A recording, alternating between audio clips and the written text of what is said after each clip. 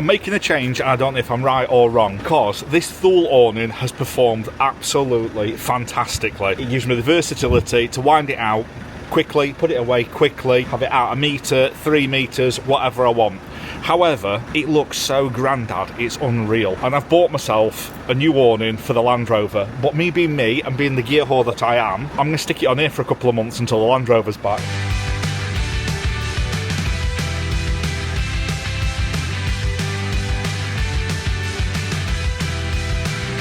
So looking at this, we've got what appears to be the fixing brackets and a big bag of gubbins, which is your tie downs. In the box we have various brackets, tent pegs. These are nice tent pegs as well. You can actually get hold of something there. Some brackets, some more brackets, some electric cables. I'll bring you to this because this is a real fancy piece of kit. This is the next generation of awnings, obviously. So looking at the instructions, this piece here is angled to go over your roof bars. If you have just got a normal roof bar on a van or whatever, the cheap way of doing it, that goes on your roof bar and bolts down. These pieces then go on here, 2 of, obviously. You get 2 of them. And then this section here goes like that, gives you an L section, and you bolt the awning to it. However, I don't have that kind of awning. I've got a twin rail custom made one. What I'm going to try and do is offer this up, because on the back of here you can see we've got 2 rails here that you're going to drop the bolts down. I'm going to offer these up and use this, possibly something else, to clamp it from the other side to nip it tight. These fixings do have to be quite strong. The reason being is, if you think of, if the wind gets behind that, it's effectively a sail. It's going to try and twist, it's going to try and rip the thing to pieces if it can, so make this strong.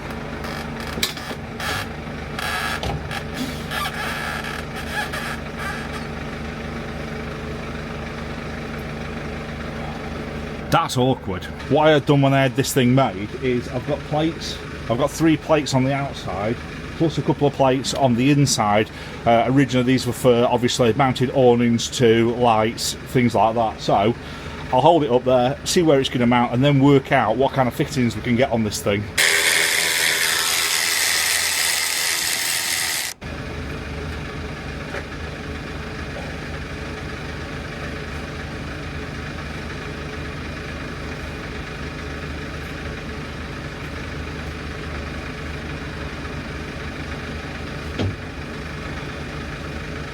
Absolutely typical. The dimensions between the 2 rails where you put the bolts in is exactly the width of where my tubes are. So if the bolts were on where the tubes are, it'd fit perfectly. I'm a bit on how to do this now. The other thing you got to bear in mind as well with this, although it is pristine and new now, is this weather's aged and all the rest of it. If this droops down ½ an inch after you've used it a million times, is it going to foul a slide door?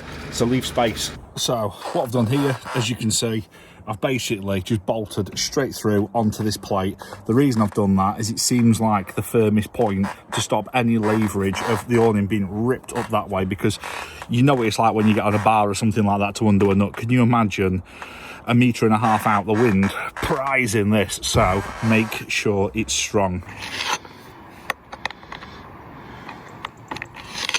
Totally guessing at the placement now. So what I'm going to do, this is where, if you actually have a friend, it'll be really, really happy. Unfortunately, I gave my friend a hernia trying to put my gazebo up in the garden. So, bear with. There we go. It looks odd. I've got to say, it does look odd, because I'm used to having something full width. But I know this is going to look gangster when the roof's up with the black material, because I went black on black for the roof, and it's also going to look good with the black batwing. Let's get it out. So this is the I told you so bit. The old awning was just this at chest height, and it came out. It was easy. I've made work for myself just because I want to be one of the cool kids. Like I say, this is for the Land Rover. I just want to use it. I want to play with it.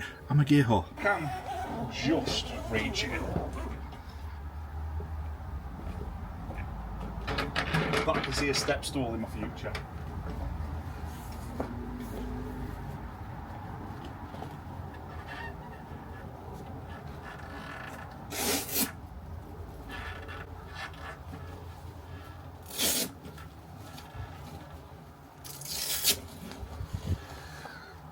Once you've got those 3 bits of Velcro off though, you'll see it's not hard.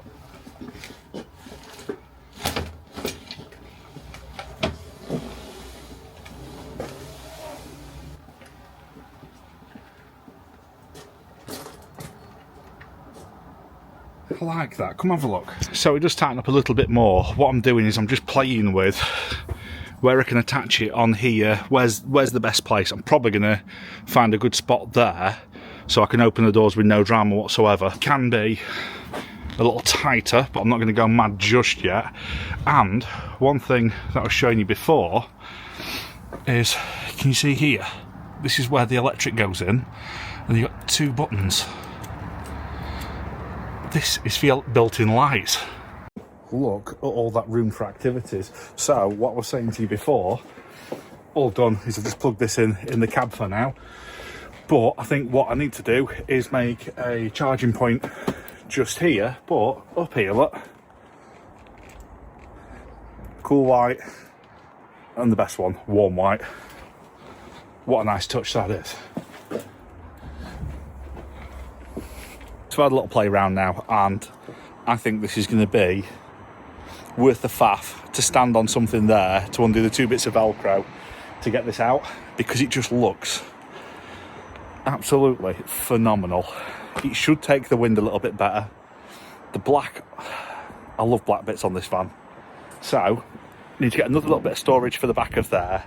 I've got some jerry cans and bits and pieces, and I need to find a way to put the lifesaver on the back as well, because it's getting to the point now where I've got some final jobs to do, trimming in here, changing some cupboards, changing the shower room out, and changing the storage in the rear ready for the Sahara trip.